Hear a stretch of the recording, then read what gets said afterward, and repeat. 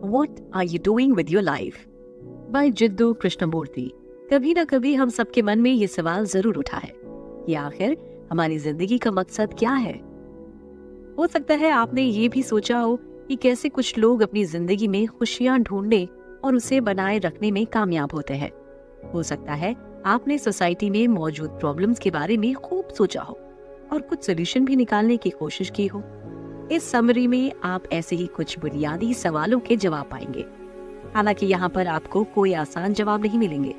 आगे चलकर इस समरी में आप जो कुछ जाने, हो सकता है वो आपको प्रोवोक कर दे।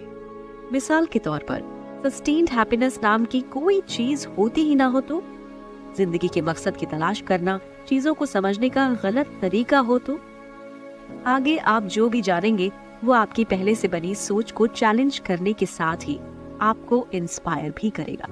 इस समरी में आप जानेंगे कि आपके कल्चर की कंडीशन ने आप पर क्या असर डाला है, क्यों रेवोल्यूशन से कुछ नहीं बदलेगा और इंटेलेक्ट और इंटेलिजेंस में क्या फर्क है। तो चलिए शुरू करते हैं।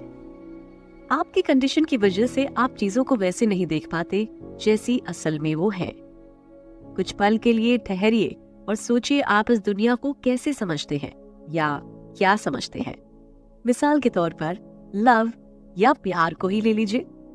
जब से आप पैदा हुए हैं आपने इस शब्द के बारे में जाना है और इसी जानकारी की वजह से लव को लेकर आपकी एक सोच डेवलप हुई है। हो सकता है लव शब्द सुनते ही आपके मन में एक हैप्पी कपल और उनकी वेडिंग का ख्याल आ जाता हो, या फिर ढेर सारे फूलों का सरप्राइज गिफ्ट के तौर पर मिलना ही आप लव समझते हो। चाहे जो भी हो, आप लव को अपने सोशल, इकोनॉमिक, कल्चरल बैकग्राउंड पर डिपेंडेंट एक कंडीशन के तहत ही देखते हैं। इससे पता चलता है कि लव को लेकर आपकी समझ बहुत छोटी है और इसका जो एक कॉम्प्लेक्स कॉन्सेप्ट है आप उसके बारे में नहीं जानते। जब आपकी पहली वाली जानकारियां आपके सामने कंडीशन रख देती हैं कि हाँ दुनिया ऐसी ही है, तो आप दुनिया को इसकी हकीकत और कॉम्प्लेक्सिटी के साथ नहीं समझ पाते। जिंदगी कभी भी एक जैसी नहीं होती है, लेकिन दुनिया को लेकर आपकी खास सोच की वजह से आप समझते हैं कि लाइफ फिक्स्ड है। आपका दिमाग आपकी कल्चरल बैकग्राउंड और बिलीफ सिस्टम से बंधा हुआ है। ये जानने के लिए कि जिंदगी हकीकत में कैसी है, इसके उतार चढ़ाव को समझने के लिए आपको अपना जहन और नजरिया बदलना होगा। अगर आप खुद को जिंदगी के बदलते हुए नेचर से नहीं जोड़ेंगे तो पूरी तस्वीर कभी नहीं देख पाएंगे। बस ये बनाए हुए छोटे से दायरे में फंस कर रह जाएंगे। मिसाल के तौर पर अगर आप किसी फूल को खिलते और फिर मुरझाते हुए देखते हैं तो इसे लेकर हर दिन आपकी सोच बदलती रहेगी। ईमानदारी से एनालिसिस किया जाए तो एकदम वैसी ही जिंदगी है। इसके बारे में कोई एक सोच लंबे वक्त तक नहीं चल सकती। इसे बहुत तवज्जो देने की जरूरत है। जिंदगी को और इसकी सच्चाई को समझने के लिए आपको उन सभी थ्योरीज और सिस्टम को नजरअंदाज करना होगा जो जिंदगी को पूरी तरह से समझने का दावा करते हैं। ये काम थोड़ा मुश्किल हो सकता है, खास तौर पर तब जब आप अपनी पहचान को एक सोशलिस्ट, कैपिटलिस्ट, क्रिश्चियन या हिंदू के तौर पर समेट लेते हों। अगर आप किसी रिलीजन या आइडियोलॉजी को फॉलो करते हैं तो आप किसी भी सिचुएशन को दुनिया को लेकर अपने नजरिए में फिट करने की कोशिश करेंगे, चाहे वो सिचुएशन आपके बिलीफ सिस्टम से पूरी तरह अलग ही क्यों ना हो। तो आप अपने आप को दुनिया से कैसे जोड़ेंगे? आपको ये चीज नोटिस करनी होगी कि आपका दिमाग किस तरफ जाता है। आपको इसके काम करने का तरीका ऑब्जर्व करना होगा, जैसे आप कहीं दूर से देखकर ऑब्जर्व कर रहे हो। तभी आप समझ पाएंगे कि कैसे आपकी कंडीशन दुनिया को लेकर आपके नजरियों को लिमिटेड कर देती हैं। इसी तरीके से ही आप अपने आप को और दुनिया के साथ अपने रिश्ते को समझना शुरू कर देंगे। और यही जिंदगी की तरफ हर रोज बदलती और बढ़ती प्रॉब्लम्स को सॉल्व करने का पहला स्टेप है। दुनिया को बदलने से पहले खुद को बदलना होगा। एक रेवोल्यूशन के बारे में सोच कर देखिए। इनजस्टिस के खिलाफ लड़ने की बात से इंस्पायर होकर लोग अपने ऊपर जुल्म ढा रहे सिस्टम के खिलाफ इकट्ठे हो जाते हैं। वो एक जनरल स्ट्राइक प्लान करते हैं और सब कुछ रोक देते हैं। वो अपनी सरकार और सरकार के साथ काम कर रहे लोगों को उखाड़ फेंकते हैं। वो एक ऐसा कॉन्स्टिट्यूशन पेश करते हैं जिसमें ट्रांसपेरेंसी लाने, कमजोर तबके को आगे लाने और वायलेंट कॉन्फ्लिक्ट खत्म करने का दावा किया जाता है। जब लोग दुनिया बदलो सुनते हैं तो उनके ध्यान में कुछ ऐसी तस्वीरें आ जाती हैं। ऑथर कहते हैं, अगर हम ऐसी किसी चीज का इंतजार कर रहे हैं तो हालात कभी नहीं बदलेंगे। हम ये बात पहले से ही जान चुके हैं कि अगर हम बड़े बड़े आइडियाज और पिछली कहानियों के आधार पर दुनिया को समझाने की कोशिश करते हैं तो हम इसे साफ तौर पर कभी नहीं समझ पाएंगे। यह हमें किसी भी तरह के पॉजिटिव चेंज लाने से भी रोक सकता है। अगर हम दुनिया को बेहतर बनाने के लिए किसी रेवोल्यूशन, स्पिरिचुअल ट्रांसफॉर्मेशन का इंतजार कर रहे हैं तो हम हकीकत नहीं समझ पा रहे हैं। हकीकत ये है कि बदलाव हमारे अंदर से आता है, बाहर से नहीं। इस दुनिया में बहुत सारे लोग एक दूसरे से मिलजुल रहे हैं। हमारी दिक्कतें कोई बहुत बड़े पॉलिटिकल या रिलीजियस लेवल से नहीं, बल्कि इन्हीं छोटे छोटे मसलों से शुरू होती हैं। हमारी दिक्कतों की वजह फासिज्म, कैपिटलिज्म या रिलीजन नहीं, बल्कि हमारे दिमाग का सही से काम ना करना है। चाहे हम इकोनॉमिक इनइक्वालिटी की बात करें, जंगों की बात करें या फिर साइकोलॉजिकल बीमारियों की, प्रॉब्लम्स की असल वजह हम खुद हैं। ऑथर के मुताबिक सबसे बड़ी प्रॉब्लम हमारी अपनी बनावट है, जो हमें दुनिया में चल रही हर चीज के खिलाफ खड़ी कर देती है। एक इंसान के तौर पर हमें पावर, पोजीशन और तरह तरह के इन्फ्लुएंस की ख्वाहिश होती है, जो हमारे आसपास प्रॉब्लम क्रिएट करती है।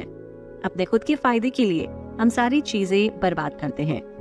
ऑथर का मानना है कि हमें मैं वाली फीलिंग से बाहर निकलकर आगे बढ़ना चाहिए, लेकिन सिर्फ इसके बारे में बहुत ज्यादा सोचकर अपने आप को इस इगोइस्टिक प्रॉब्लम से बाहर नहीं निकाला जा सकता। इसके लिए जो काम खास तौर पर करने की जरूरत है वो ये है कि अपने दिमाग के काम करने के तरीके को ऑब्जर्व कीजिए। उसके बाद सिर्फ अपने आप को अच्छे से समझकर आप ये बात जान सकेंगे कि कब अपने ईगो की वजह से आप गलत काम या दूसरों को नुकसान पहुंचाने वाला काम करते या कर रहे हैं। खुशियाँ बहुत कम वक्त के लिए आती हैं। जितनी जल्दी हम ये समझ लेंगे उतने ही खुशहाल रहेंगे।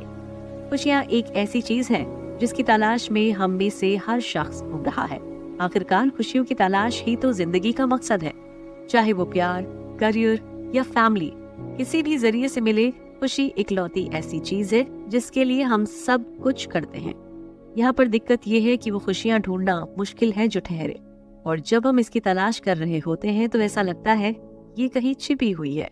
खुशियों को ढूंढने और उन्हें अपने काबू में करने का तरीका क्या है?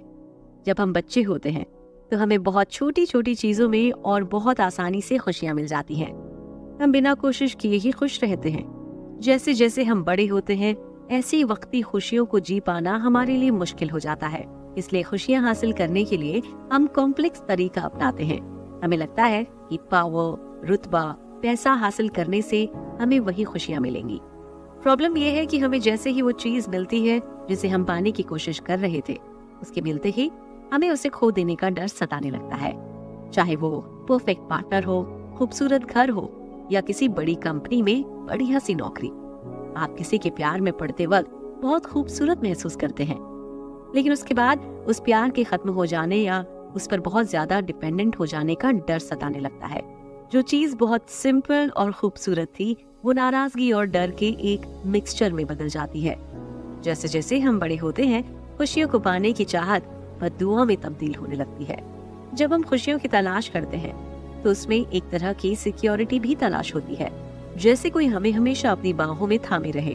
हम हमेशा साइकोलॉजिकली बेहतर और सेफ महसूस करना चाहते हैं, और इसकी तलाश हम दूसरों के साथ अपने रिश्ते में करते, शादी, फैमिली और दोस्ती के जरिए। लेकिन जिंदगी की हकीकत ये है कि इसमें किसी भी तरह की लंबे वक्त तक ठहरने वाली सिक्योरिटी नहीं है। जिंदगी हवा की तरह बदलती है और हम असल में अकेले ही होते हैं। यहाँ तक कि हमारे पेरेंट्स, पार्टनर और बहुत करीबी दोस्त भी वो सिक्योरिटी हमें नहीं दे सकते, क्योंकि वो भी इस दुनिया में अकेले ही है। तो इसका इलाज क्या है? ऑथर का मानना है कि इस निराशा से बचने का इकलौता तरीका ये है कि हम ऐसी किसी खुशी की तलाश छोड़ दें जो लंबे वक्त तक ठहरे। इसका मतलब अपनी उस पहचान से, अपनी उस वजूद से बाहर निकलना है जिसका मकसद ही खुशियाँ इकट्ठा करना है। अगर आप अपना हर पल इस हकीकत की रोशनी में गुजारते हैं कि कुछ भी परमानेंट नहीं है, यहाँ तक कि खुशियाँ भी नहीं, तभी आप असल में खुश रह पाएंगे। इंटेलेक्ट और इंटेलिजेंस में फर्क होता है। इंटेलेक्ट का क्या मतलब होता है? ये शब्द सुनते ही हमारे मन में कॉम्प्लेक्स प्रॉब्लम सॉल्व करते हुए साइंटिस्ट की तस्वीर और ए ग्रेड के स्टूडेंट्स का ख्याल आता है। इंटेलेक्ट का मतलब एक तरह की एनालिटिकल और डिटेक्टिव थिंकिंग होता है। इसका मतलब ऐसी कोई चीज भी होती है जिसे किसी डायरेक्शन में ट्रेन किया जा सके। असल में मॉडर्न एजुकेशन सिर्फ यही काम करती है।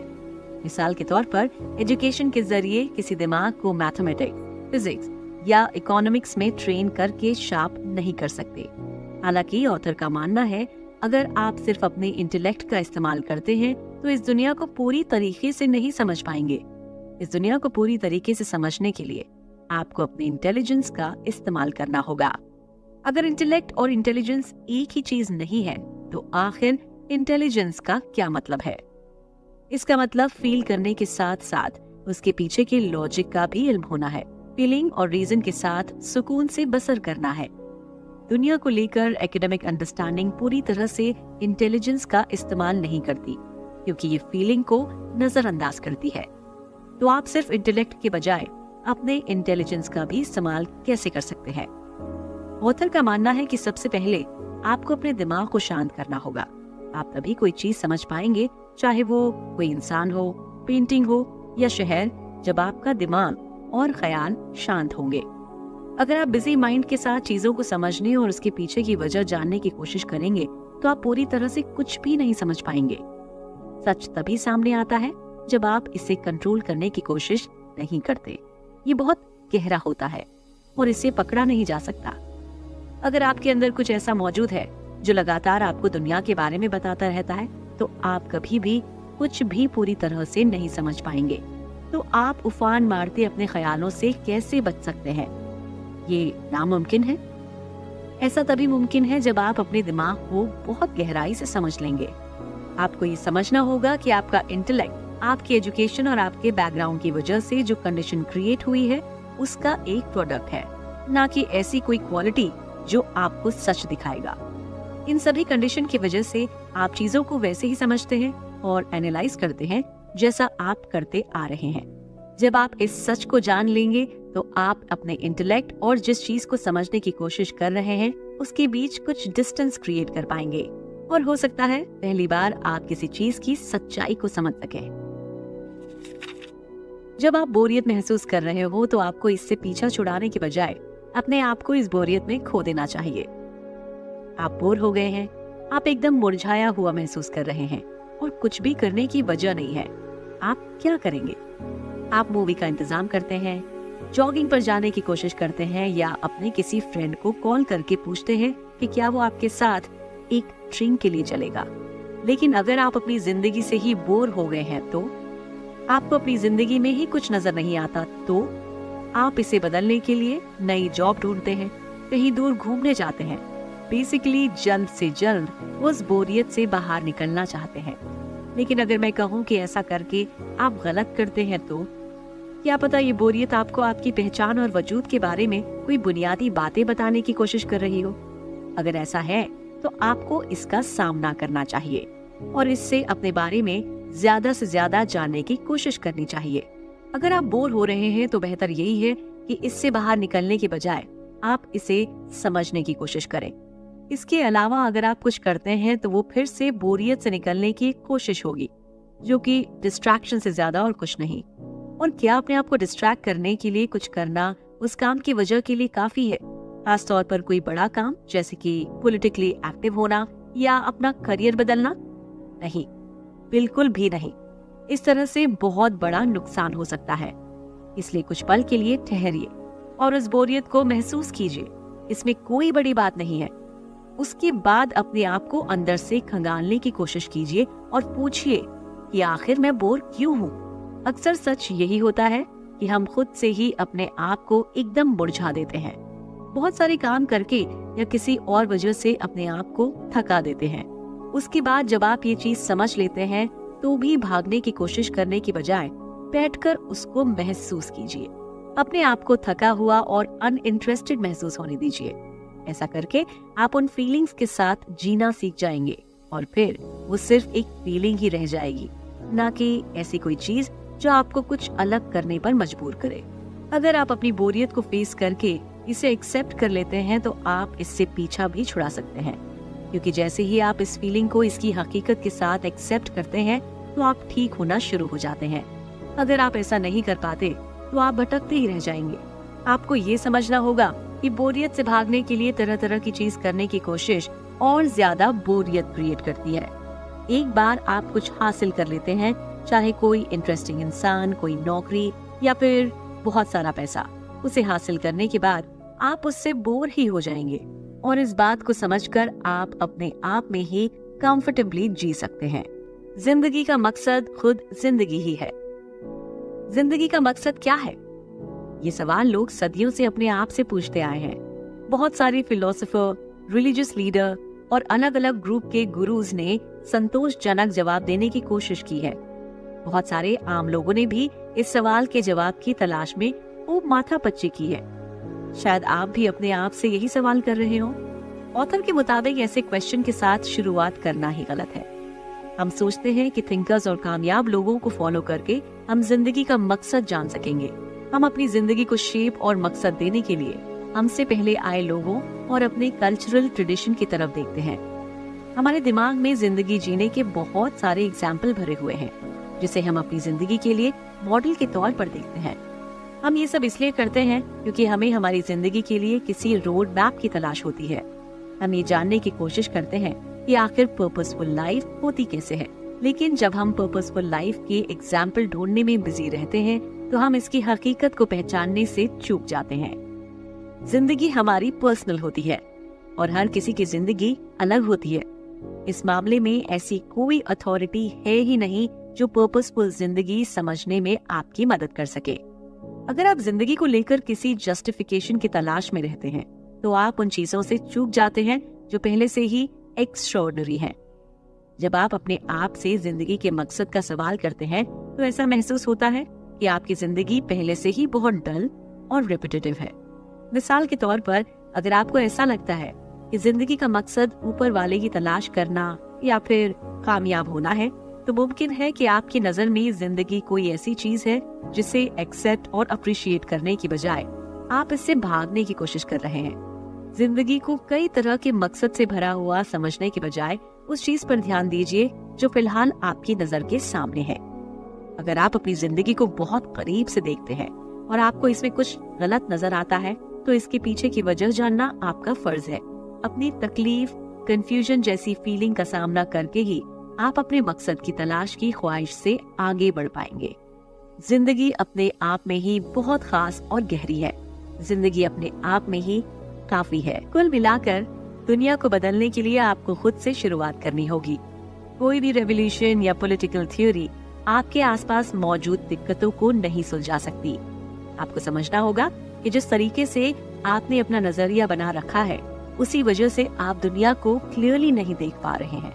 इसका मतलब है बुनियाद चीजों के बारे में आपके मन में पहले से ही एक सोच मौजूद है, जैसे कि जिंदगी में खुशियों की अहमियत और साइकोलॉजिकल सिक्योरिटी। और अगर आप पहले से ही मौजूद इस सोच से आगे बढ़कर नहीं देखेंगे तो आपको निराशा ही हाथ लगेगी। कुल मिलाकर जिंदगी अपने आप में ही काफी है। इसका मकसद ढूंढने की कोशिश एक गलत कदम है। क्या करें? अपने दिमाग के सोचने के तरीके को ऑब्जर्व कीजिए और दुनिया को लेकर अपने दिमाग में पहले से फिक्स्ड सोच को नोट कीजिए। अगली बार जब आपके जहन में किसी चीज को लेकर बहुत पैशनेट ओपिनियन हो, चाहे वो पॉलिटिकल हो या पर्सनल हो, जरा ठहरिए। उसके बाद जरा सा सोचने की कोशिश कीजिए कि आखिर आपके मन में उस पर्टिकुलर चीज को लेकर ऐसा ख्याल आया कहाँ से। आपके मामले में ऐसा क्या है जो आपके इस ओपिनियन की वजह बना। ये कल्चरल या इकोनॉमिक बैकग्राउंड, नेशनैलिटी या सेक्स ओरिएंटेशन कुछ भी हो सकता है। क्या ये चीजें आपको अपनी ओपिनियन के बारे में एक बार फिर से सोचने के लिए एनकरेज करती हैं? या आप सिक्के का दूसरा पहलू देख पा रहे हैं? हो सकता है आप गलत भी हो।